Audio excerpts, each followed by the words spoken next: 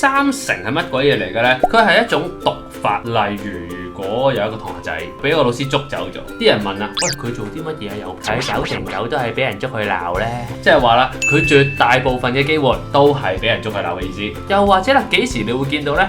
識牛扒5成10 7成10 ，yes，very good。仲會有一個加一服務費，即係嘅服務加1成服務費啦。咁即係咩意思啊？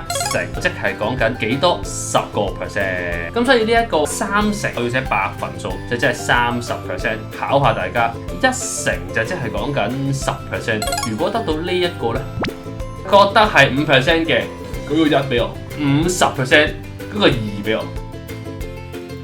一定係2。問咗我好嘅問題就係一定係2咧？